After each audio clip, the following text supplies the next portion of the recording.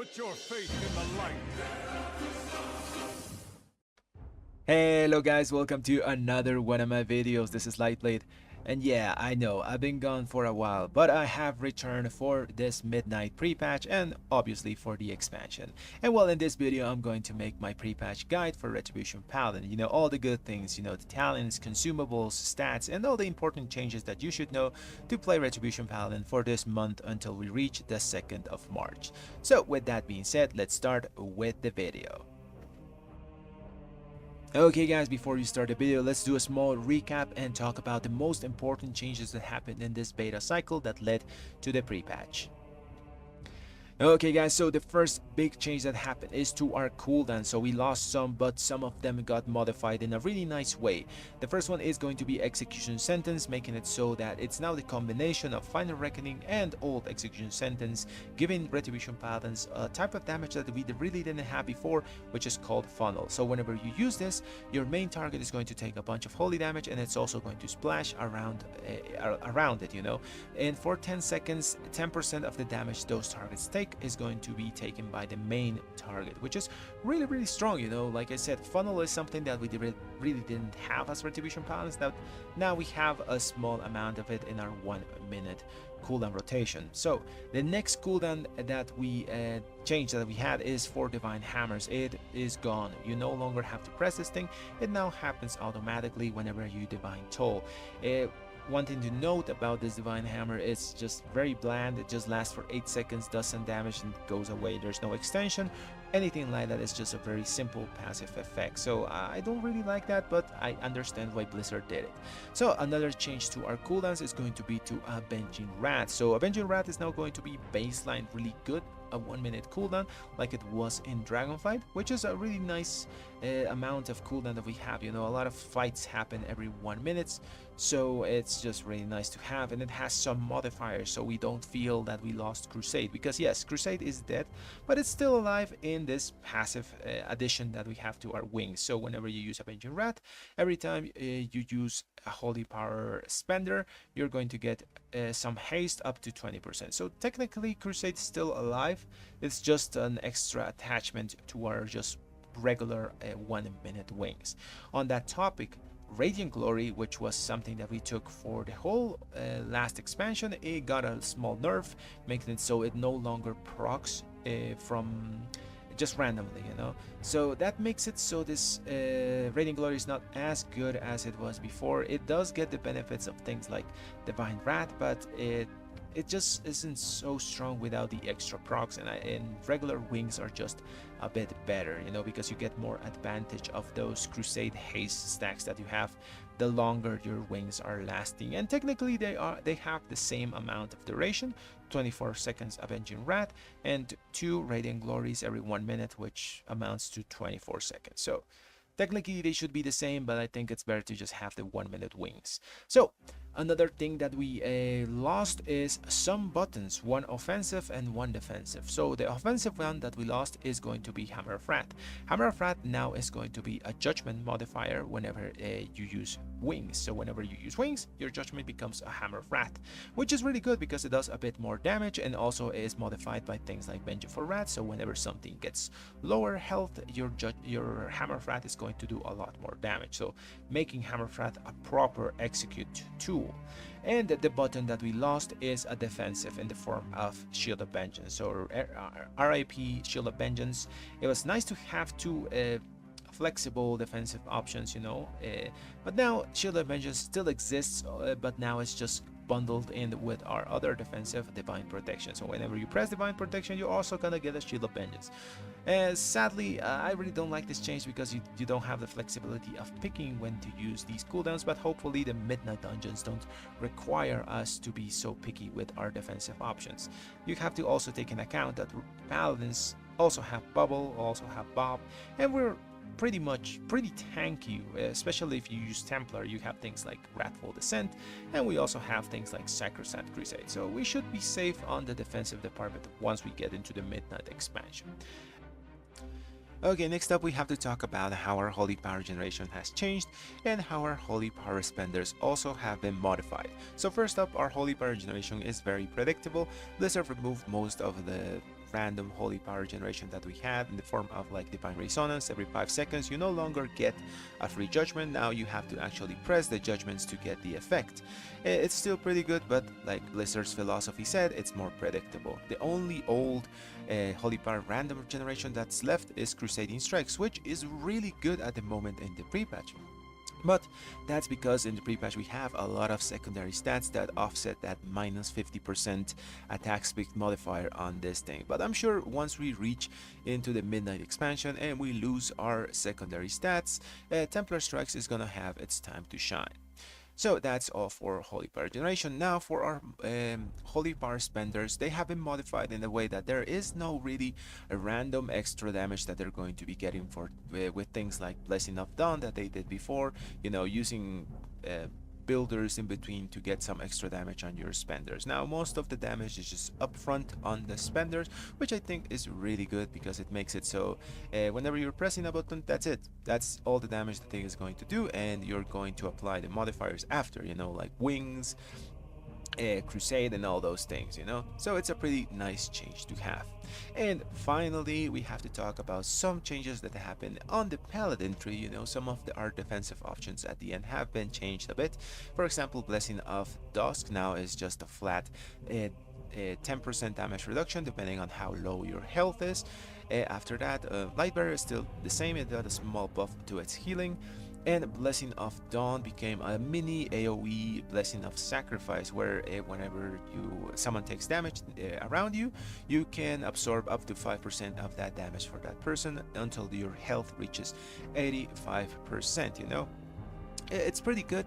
I think it might be a bit dangerous once we reach to high level keys, and if everyone is taking damage and you're also taking damage, this might maybe kill you, you know, who knows. Maybe we will swap it in the future, but for now it's just a nice button, you know. Well, not button, it's not a nice passive to have an AoE small Blessing of Sacrifice. Other than that, the paladin tree is basically the same thing. And well guys, those are all the changes that happened in this beta cycle, well, the most important ones. Now let's go to the next part of the guide. Okay guys, let's talk about talents, and luckily this time we actually have some options because Herald of the Sun and Templar are not that far away in terms of damage. It's just the consistency of that damage, you know. Herald of the Sun is a bit flaky on that. It's sometimes you can high roll and do a ton of damage, but sometimes your downlights go to a target that's almost dead and you lose a bunch of extra damage. But Templar is always consistent, so in my opinion, Templar is going to be the way to play this pre-patch, but you can experiment with Herald of the Sun. So I'm going to give you builds for both of them. So first of all, let's talk about the Templar build, and it's the one that you can see here on your screen. All the builds I'm going to be talking about are going to be down in the description of the video. So this is the Templar Mythic Plus build. As you can see on the Retribution Paladin side, we're going to take everything that gives us AoE damage. So something to notice here is that Rush of Light now is also affecting an AoE, giving us extra free haste. We're actually getting so many extra free stats from just the things that we take from Retribution talents now. For example, we get Avenging Wrath, critical strike wings, you know, 20% extra free critical strike on top of the 20% extra damage, on top of Crusade 20% extra haste, and this Rush of Light 5% haste, which is also multiplicative, that is always going to be on because you're always going to be critting. Even though we're lowering a bit our crit stat, it's just gonna be perma on you. So yeah, we're getting a lot of free stuff from the Retribution Paladin tree. So there is no longer a choice between execution sentence and final reckoning. You just take normal execution sentence. There are some talents that might see some changes in the future, you know, once we get to the Midnight expansion. For example, this Burn to Ash, currently it's really good because we have a lot of dot effects that are going to be buffed by the Truth's Wake hits, you know. For example, Expurgation is a dot, then Divine Hammer is another dot, and the Wake of Ashes hit is by itself another dot. So we have a lot of things that we're going to be buffing with that. But if you don't like Burn to Ash, you can always change to Judge, Jury, and Executioner. Is going to give you some extra holy power, and your holy power spending abilities are going to do 5% more damage. But for now, I think Burn to Ash is a good option. Another option that you can do here is swap a Holy Blade for Improved Blade of Justice. And since we're using also Improved Judgment, you're basically never going to run out of buttons to press, which is really good, because Crusading Strikes is just really damn good at the moment, because we can offset that 50% auto attack debuff, you know, that this gives us. As for the Templar hero talent, eventually we're gonna have everything here, so don't worry about it. Just pick what you see on your screen at the moment, which gives you Divine Hammer. Like I talked before, it's just gonna give you extra damage, you know, for 8 seconds after your divine toll. You really don't have to think too much about it, but I'm going to show you eventually in this video, in the part of the rotations, how you should do it so you get the most out of it, you know, even though it's just very small extra boost of damage. So another thing that you might want to change is, depending of your dungeon, you might want to go with Seal of the Templar if the dungeon has too much like single target damage, because it just flat out gives you 15% extra damage to your final relic and stuff. And the other option, which is Divine Exaction, just gives you 2 extra divine toll hits on your main target for 150% effectiveness, which only happens every 1 minute, you know. So maybe extra damage on final verdicts is going to be a bit better in certain situations. You know, you can experiment. It's pre-patch, but if you just want to play a cookie cutter build, you can always copy what I have here, you know.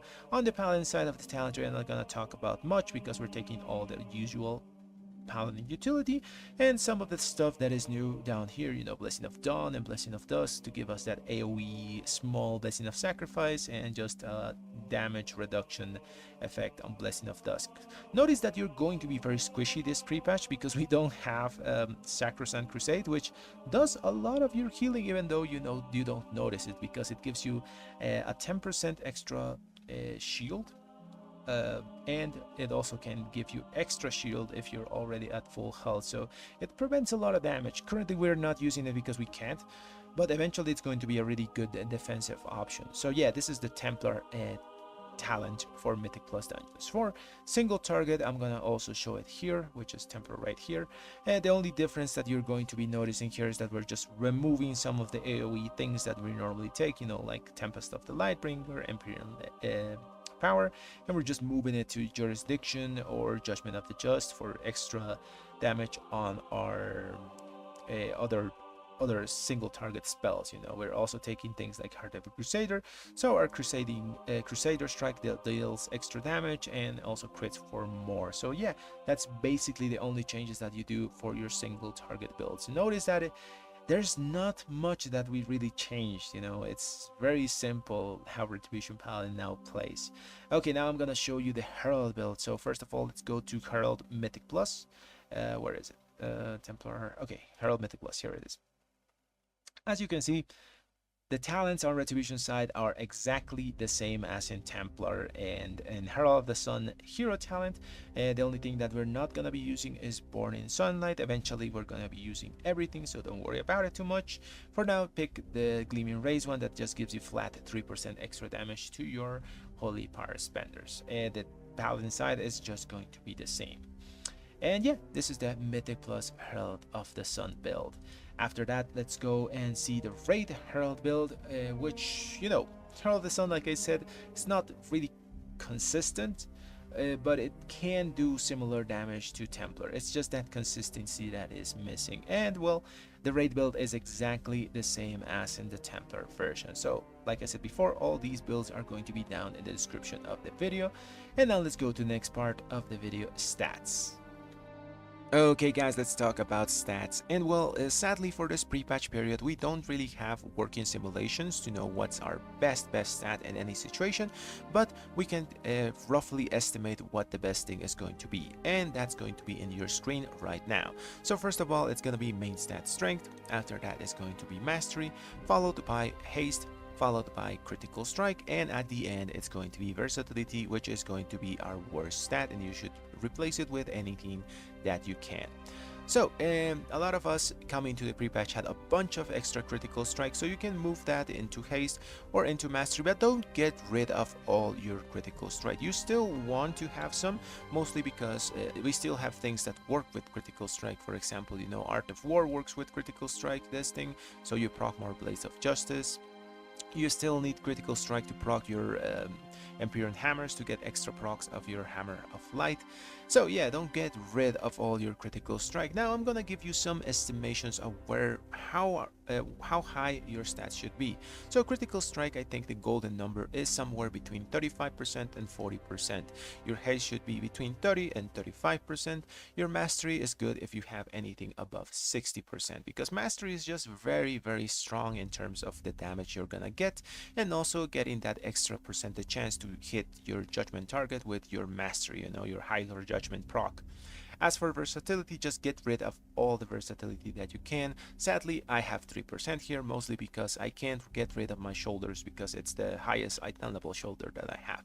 But if you can get rid of all versatility, that's really good. And well guys, that's gonna be all for stats. Okay guys, let's talk about trinkets and special gear. So first of all, the vendor that sells things for dinars still exists, so you can go check it down here on next to the bank. So if you're interested in testing stuff from the raid, you can still get the dinars and just get stuff from these vendors, you know. If you're gonna buy something from the vendors, I recommend getting the boots first, so that increases the damage of your Reshi wraps, which is a pretty significant damage increase. You know, it's the best boots that you're gonna be able to get.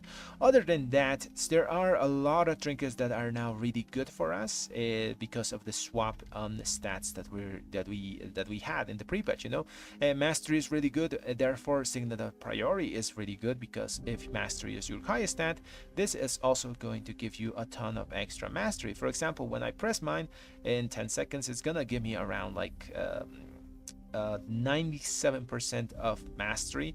That is going to be chances to proc my Healer's Judgment on Healer's Judgment whenever I throw a judgment. So let's press the thing, and as you can see, I have 86% extra damage on everything I do while I have this trinket, and my Healer's Judgment has a really high chance of proccing, so it's just a really decent unused trinket.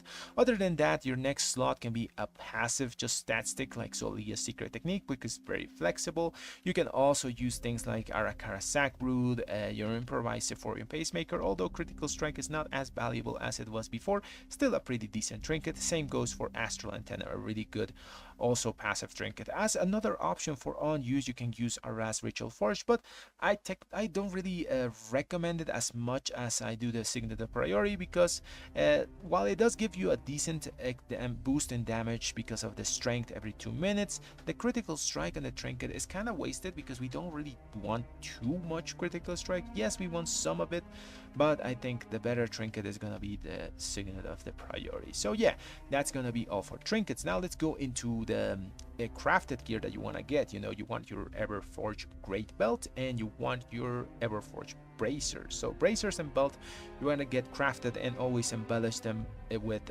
down thread linen. That's gonna give you 6 haste on each slot, which is the best thing that we can get.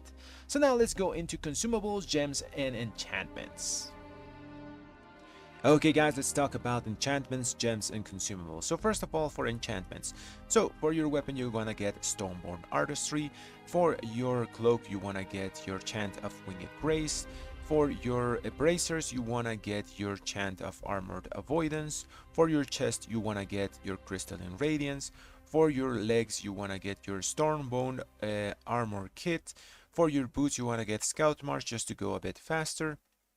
And for your rings, you want to get any combination of haste, mastery, or even critical strike, depending on how your stats are looking.